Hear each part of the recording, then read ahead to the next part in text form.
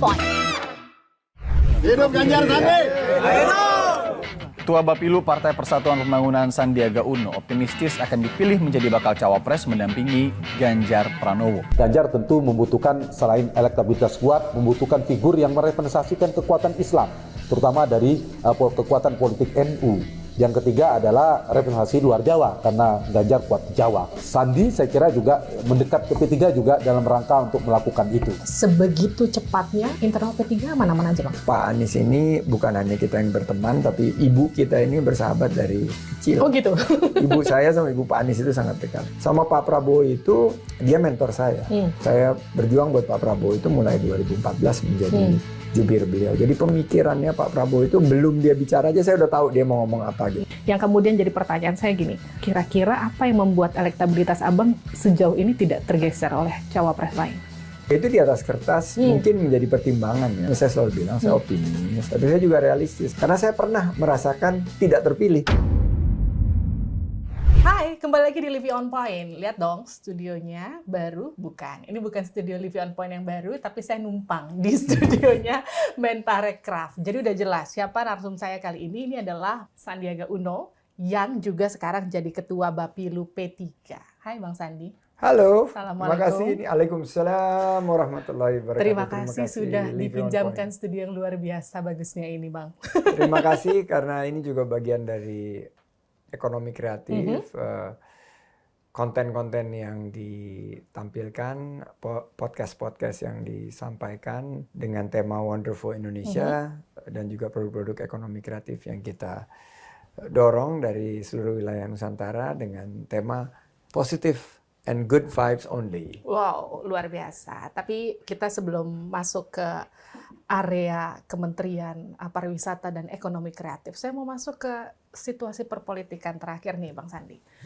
Abang pindah dari Gerindra ke P3. Kenapa Bang? Saya memutuskan membersamai P3 ini melalui sebuah kontemplasi yang panjang. Dan saat saya masuk di pelayanan publik melalui kontribusi di partai politik, saya merasakan bahwa banyak sekali kesamaan pandangan dengan Gerindra dan juga kontribusi saya sangat dibutuhkan pada saat itu. Bapak Prabowo menyampaikan bahwa butuh anak-anak muda yang bisa menyampaikan pandangan-pandangan ekonomi. Dan saat saya menjadi jubir beliau di 2014, menjadi calon wakil gubernur dan calon gubernur, terus calon wakil gubernur di 2017. Gerindra itu betul-betul ada semacam kecocokan dari apa yang saya bisa kontribusikan dan apa yang dibutuhkan oleh Partai Gerindra. Dan Partai Gerindra ini sekarang sudah sangat besar dengan Pak Prabowo yang kuat.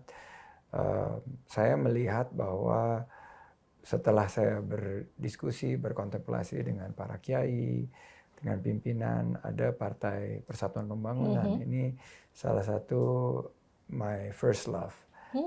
Kenapa gitu? Cinta pertama karena waktu pemilu pertama saya masih muda itu, partai yang pertama saya coblos itu P3. Oh gitu ceritanya, oke. P3 ini keluarga saya banyak yang menjadi simpatisan P3 dan membutuhkan bantuan karena P3 ini dalam 3 pemilu terakhir ini suaranya terus berangsur turun, jumlah kursinya juga berangsur turun di DPR RI dan di DPRD. Saya merasa ada satu panggilan. Dan setelah saya konsultasikan dengan pimpinan, akhirnya saya berkontemplasi dan saya diskusikan juga sama Pak Prabowo. Akhirnya tercapailah keputusan untuk mundur dari Partai Gerindra. Dan juga melihat apa kesamaan dari segi narasi, dari segi kontribusi, dan dari segi partisipasi yang saya bisa berikan kepada P3. Dan setelah 2 bulan lebih masa idah gitu, saya bergabung dengan P3 di bulan Juni tanggal 17, ditunjuk menjadi Kepala Bapilu Nasional. Ini yang menjadi alasan saya kita akan fokus kepada bidang ekonomi dengan konstituen anak-anak muda yang kita ingin ajak untuk ikut mempercepat pembangunan, fokus kepada penciptaan lapangan kerja, dan untuk ibu-ibu, emak-emak yang selama ini sudah mengenal P3, partai berlambang Ka'bah dengan warna dasar hijau, ini bisa memilih kembali karena partai ini akan memperjuangkan para emak-emak yang harus menghadapi ekonomi rumah tangga yang semakin tinggi ongkos hidupnya, biaya kesehatan, biaya pendidikan, biaya hidup. Nah ini yang akan kita perjuangkan melalui P3. Kalau itu bukan untuk menggoyang perempuan-perempuan NU yang dianggap selama ini militan? Kita nggak spesifik dalam demografi yang kita bidik, tapi saya keliling Indonesia kan. Saya keliling Indonesia dan masyarakat memberikan apresiasi terhadap pembangunan yang sudah dilakukan oleh pemerintah. Tingkat kepuasan publik tinggi. Tapi saya masih menemui sekelompok anak-anak muda, ibu-ibu, emak-emak, saya selalu bilang, termasuk emak-emak milenial, yang menyampaikan dua hal utama. Satu, kekhawatiran, kesulitan, kesusahan, kegalauan mereka dalam hal mendapatkan lapangan kerja. Dan kedua, mengenai biaya hidup yang semakin membebani. Ini yang saya perjuangkan. Kebetulan saya punya pengalaman di dua bidang, khususnya di pilar ekonomi. Bahwa Bu Mega pernah menyampaikan kepada publik, ya, bahkan juga kepada saya waktu silaturahmi di PDIP sebagai tindak lanjut dari menyampaikan keputusan Rapimnas, juga menyampaikan bahwa sudah mengantongi 10 nama, gitu ya. Nah, ya diharapkan 10 nama itu termasuk di dalamnya ada Pak Sandi. Ya. Anggapan kalau P3 itu hanya dijadikan kendaraan seorang Sandiaga Uno untuk dapat tiket cawapres yang kemudian sekarang sedang diajukan P3 untuk mendampingi Ganjar Pranowo. Gimana, Bang? Ya tentunya Pak Mardiono dan pimpinan dari P3 telah memutuskan bahwa P3 menjalin kerjasama. Kerjasama politik bukan hanya di Pilpres, tapi juga kerjasama politik yang luas untuk membersamai PDIP yang sudah mengajukan bakal calon presidennya adalah Mas Ganjar Pranowo. Dan pada saat itu saya baru 3 hari bergabung di P3, bahwa P3 melihat sisi dari kebermanfaatannya. Kalau saya melihat ini bahwa apa sih manfaat saya di P3, selain daripada saya kontribusikan pemikiran dan lain sebagainya, ternyata pimpinan Partai Persatuan Pembangunan menyampaikan bahwa kontribusi saya diperlukan dan dibutuhkan dalam kapasitas sebagai bakal calon wakil presiden yang diajukan oleh P3. Nah ini tentunya akan menjadi pertimbangan dari Ibu Mega dan pimpinan partai politik dan gabungan partai politik untuk memutuskan nanti sebelum pendaftaran di akhir Oktober 2023. Kalau kita bisa bilang gini, orang baru yang masuk ke dalam internal P3 langsung ditunjuk sebagai ketua Bapilu, dicalonkan sebagai bacawa pres dari P3, sebegitu cepatnya internal P3 mana-mana aja, Bang? Tentunya sebagai orang baru ya nggak punya kapasitas untuk menilai internal seperti apa, tapi saya sudah berkeliling dari Sumatera, ini 7 bulan saya berkeliling sampai ke Jawa Timur sebagai basis P3 sampai ke Indonesia Timur.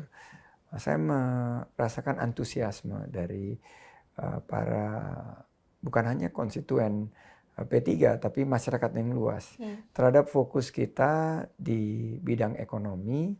Dan ternyata yang menarik ini, saya melihat startup UMKM ini merasa tersentuh dengan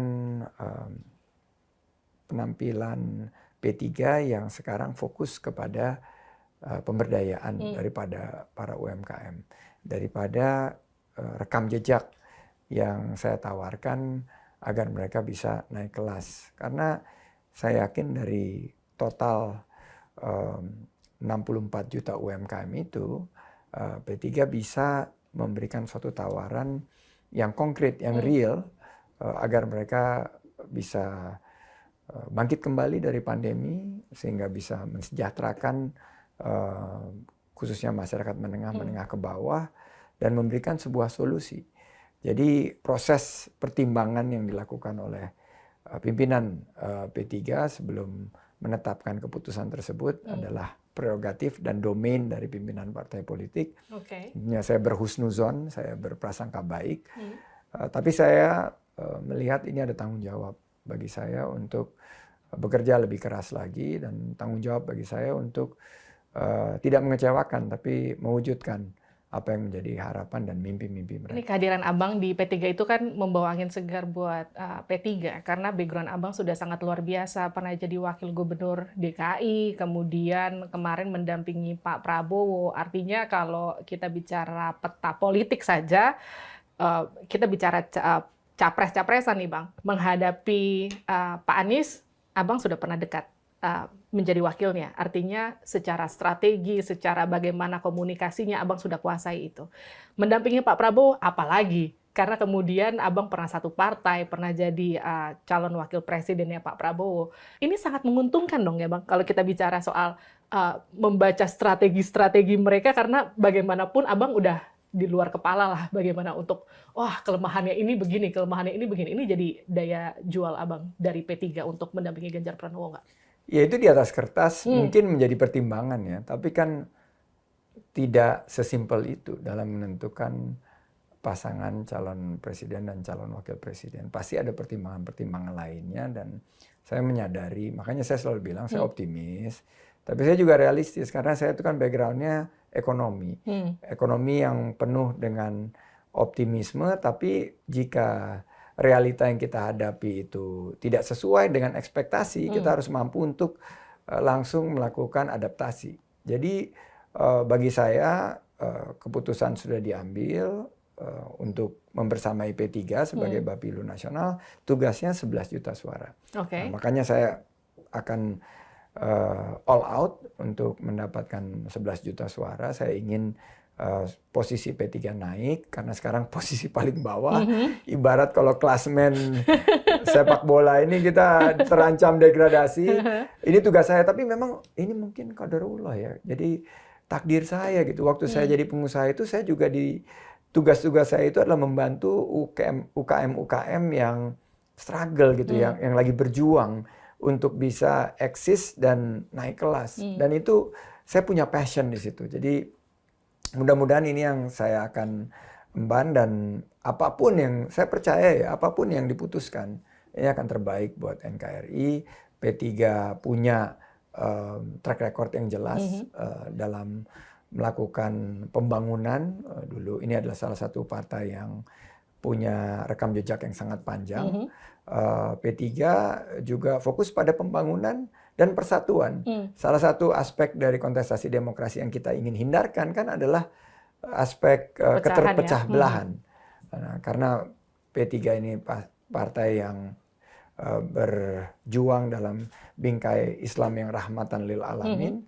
Ya, saya meyakini bahwa perjuangan kita ini kita niatkan sebagai sebuah ibadah, dan insya Allah siapapun yang nanti akan berlaga, saya akan berikan kemampuan saya yang terbaik. Saya baca beberapa hasil dari lembaga survei, taruhlah punya Litbang Kompas, salah satunya di Januari dan Mei, itu menempatkan posisi Bang Sandi itu selalu berada di puncak nomor 1 untuk cawapres. Itu kejar-kejaran dengan Bang Ridwan Kamil. Yang kemudian jadi pertanyaan saya gini, kira-kira apa yang membuat elektabilitas Abang sejauh ini tidak tergeser oleh cawapres lain? Saya nggak terlalu mendalami survei, maupun saya nggak terlalu mendalami metodologi dalam, tapi Litbang Kompas ini yang paling saya ikuti. Karena kami presisi Bang, dan modal sendiri. Salam presisi. Tapi memang betul, yes. Survei internal kami yang selalu kami siapkan tiap 3-6 bulan ini sangat paling mirip sama survei Litbang Kompas. Dan menurut saya itu sebuah apresiasi dari kinerja di kementerian yang berhasil menciptakan 2,6 juta lapangan kerja di tahun 2022 kemarin. Bisa menghadirkan kepulihan yang lebih cepat dan kebangkitan yang lebih kuat di sektor pariwisata dan ekonomi kreatif yang memiliki 45 juta masyarakat Indonesia yang menggantungkan hidupnya di dua sektor besar ini. Jadi menurut saya bahwa walaupun ada di atas kertas survei seperti itu, ada juga pandangan masyarakat, tapi kita harus terus hadir di tengah-tengah masyarakat. Kita harus terus memberikan sumbangsih terbaik yang kita miliki. Karena saya juga pernah mengalami gitu, survei di DKI tidak diunggulkan tapi bisa terpilih. Saat di 2019 sebelum dipilih menjadi calon wakil presiden tidak ada nama saya di survei justru. Jadi semua bisa terjadi dalam politik dan politik itu last minute. Walaupun saya percaya dan saya terapkan mengurus masyarakat, mengurus ekonomi itu minute to minute. Tapi untuk politik lebih last minute lagi. Lebih last minute. Tapi saya ingin mengingatkan kita semua, termasuk juga para elit, bahwa kontestasi 2024 itu bukan hanya politik yang ada di benak masyarakat, tapi ekonomi yang ada di benak masyarakat. Setelah 10 tahun Pak Jokowi ini dan melanjutkan pemerintahan sebelumnya, mereka menginginkan arah yang sudah dipilih ini lebih dipercepat dari segi konkret realita yang mereka rasakan dalam ekonomi keluarga dan ekonomi rumah tangga mereka. Oke, jadi Abang merasa bahwa peran Abang sebagai Menparekraf itu ikut mendongkrak elektabilitas Abang di bursa cawapres? Tugas dan fungsi kita di Kemenparekraf ini yang dilihat oleh masyarakat. Belum track record yang ada sebelum bertugas di Kemenparekraf. Tapi tentunya apa yang ada di benak masyarakat itu kita tidak bisa menebak kan apa itu, tapi kita harus bisa menggunakan hasil dari survei tersebut sebagai bahan masukan kita untuk terus meningkatkan kinerja kita. Bang, gini, kalau untuk jadi seorang cawapres kan kita nggak bicara soal popularitas doang, kita juga bicara soal logistik. Karena dua faktor ini paling nggak kan yang paling menentukan apakah Abang nanti akan terpilih atau enggak sebagai cawapres dari Bacapres yang sudah ada. Secara logistik Bang, siap Bang? Ini gizi dan amunisi Yes. ya. Iya dong. Saya pertama ingin apresiasi karena ada inovasi dalam pemilu 2024 ini, yaitu masa kampanye yang jauh lebih singkat, masa sosialisasi yang lebih padat. Kenapa? Saya pernah mengikuti pilkada itu panjang masa kampanyenya, 5 bulan, hampir 6 bulan. Saya dengan segala tantangannya 8,5 bulan berkampanye saat Pilpres 2019. Itu konsekuensinya biayanya sangat besar. Tapi inovasi pada kontestasi demokrasi 2024 ini adalah kita praktis hanya berkampanye sekitar 70 hari. Jadi ini yang merupakan inovasi yang harus kita apresiasi karena ini akan menurunkan biaya dari kampanye. Yang kedua, track record saya baik di 2017 maupun 2019 saya bisa berkontribusi sebagai wakil gubernur dan wakil presiden saat itu untuk peningkatan geliat dan teritorial dan jaringan. Karena ini kita bicara mengenai giat dan mobilitas. Saya waktu itu di Jakarta menyentuh 1.000 titik kunjungan dan saat di Pilpres 2019 lebih dari 1.600 titik kunjungan dan ini yang mampu menopang raihan dari capaian pasangan yang saya perjuangkan. Tapi pada intinya apapun semua itu kan menjadi pertimbangan daripada pimpinan partai politik. Jadi saya tidak mau berandai-andai, saya kerja saja apa yang telah saya raih, saya capai sebelumnya, mudah-mudahan ini bisa menjadi sebuah bahan pertimbangan. Saya pokoknya akan meniatkan ini sebagai ibadah. Tapi memang secara personal sedekat apa sih Abang mengenal sosok Ganjar Pranowo jika memang nanti Abang terpilih untuk mendampingi Pak Ganjar? Saya mengenal beliau dalam tugas. Tugas saya saat dulu di DKI sebagai wakil gubernur. Saat saya bertugas selama saya menjadi pengusaha saya belum bertemu beliau. Selama saya bertugas di Menparekraf ini yang paling intens karena fokus daripada kerja kita adalah di desa-desa wisata dan di destinasi super prioritas. Dan satu destinasi super prioritas yaitu Borobudur ada di wilayah kerja Mas Ganjar, yaitu Magelang. Jadi saya banyak berinteraksi di sana, di balkondes, saya mengikuti giat beliau, beberapa kali kita turun di masyarakat sama-sama. Saya merasa, paling tidak dari saya ya, saya nggak tahu dari Pak Ganjarnya, mungkin mudah-mudahan sama, adalah kita punya suatu chemistry yang sudah terbangun dan kecocokan.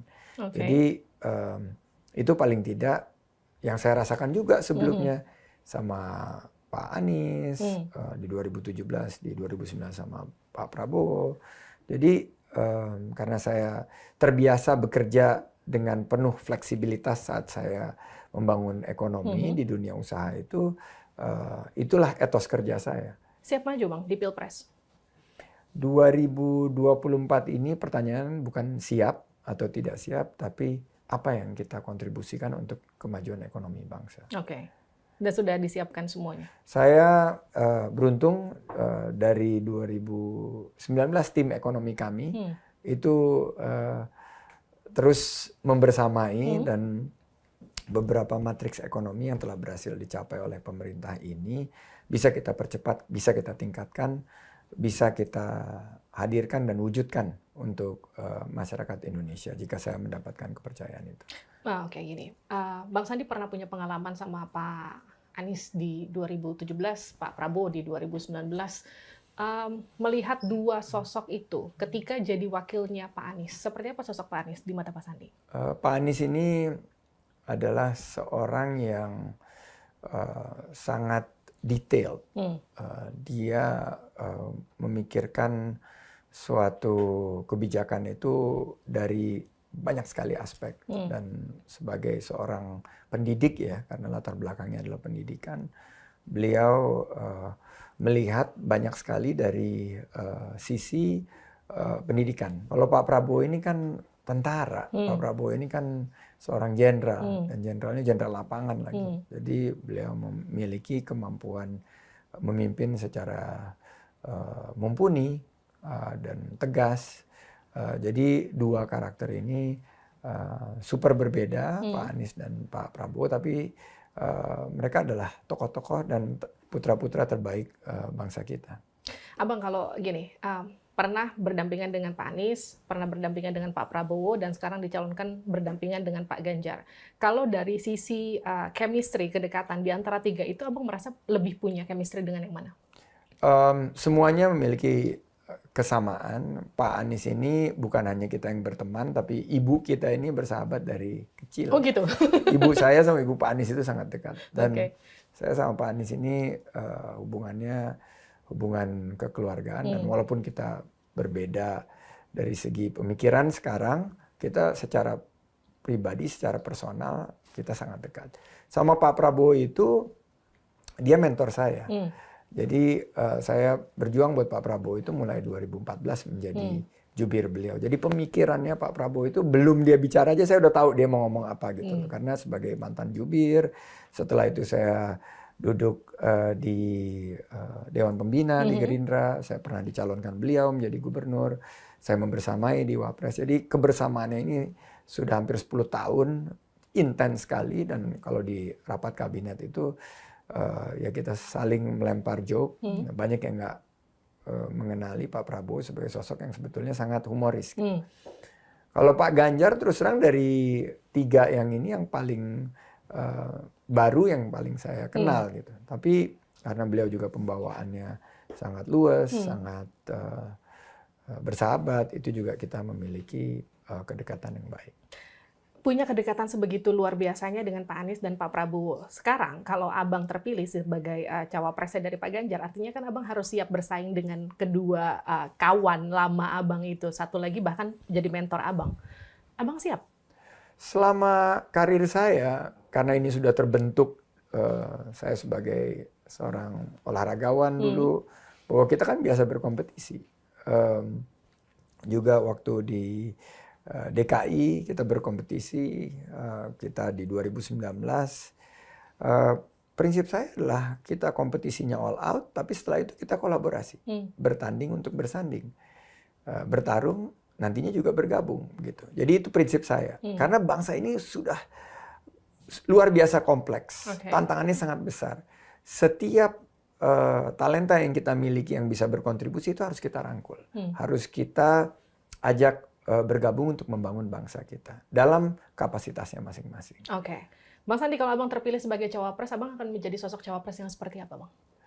Saya mengerti posisi calon wakil presiden itu karena saya pernah menjadi calon wakil presiden adalah membantu tugas calon presiden untuk mendapatkan hasil yang terbaik untuk kontribusi kepada bangsa dan negara.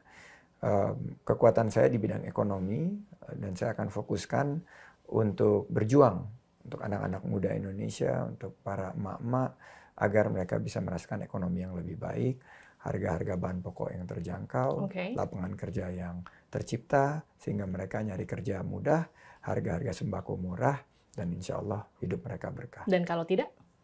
Kalau tidak saya akan tetap berjuang dalam kapasitas apapun. Itu mudah sekali saya jawab, walaupun saya tidak berandai-andai. Karena saya pernah merasakan tidak terpilih. Jadi saya pernah merasakan terpilih, saya pernah merasakan tidak terpilih. Apakah itu mengubah karakter saya? Enggak sama sekali. Justru itu memperkuat semangat saya karena itulah esensi daripada demokrasi kita. Dan kalau Abang bersanding dengan, sebutlah Pak Ganjar, karena sekarang P3 masuk ke koalisinya mendukung Pak Ganjar, begitu Abang bersanding dengan Pak Ganjar dan terpilih menjadi Wakil Presiden Republik Indonesia, perubahan seperti apa yang akan Abang bawa untuk anak bangsa?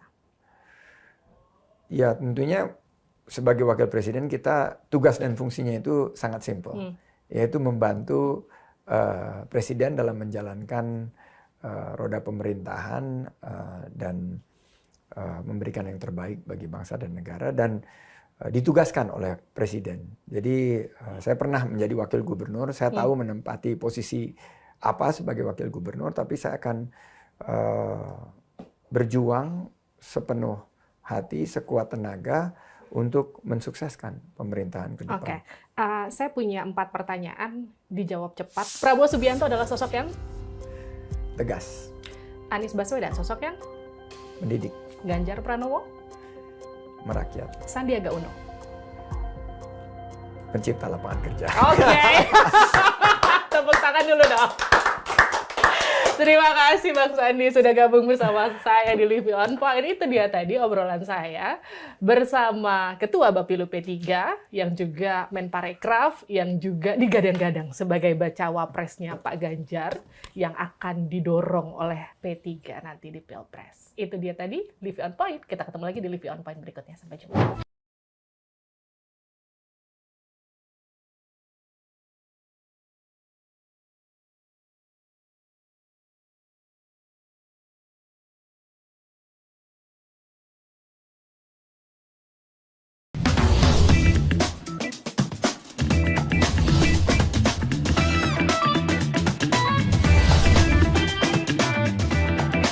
Livi On Point.